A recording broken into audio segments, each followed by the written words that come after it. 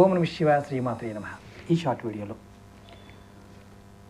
ఇది కూడా ధనానికి సంబంధించిందే.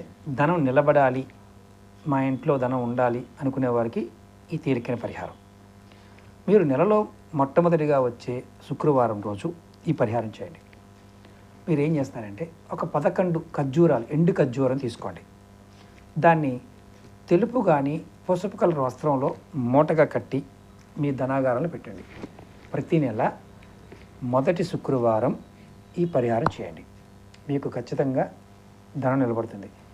నెక్స్ట్ వచ్చే నెలలో మళ్ళీ కొత్తగా మూట కట్టి దాంట్లో పెట్టే ముందు పాతది తీసి మీరు ఆ ఖర్జూరాలు ఇంట్లో వాడుకోవచ్చు, లేదా పారే నీటిలో వదిలేయచ్చు. ఇలా చేస్తే మీ ఇంట్లో ధనం అనేది దినదినాభివృద్ధి చెందుతుంది. ప్రయత్నించేయండి, ఫలితం పొందండి. మీకు నచ్చితే ఈ వీడియోని లైక్ చేయండి, షేర్ చేయండి, సబ్స్క్రైబ్ చేసుకోండి. ఓం నమః శివాయ శ్రీ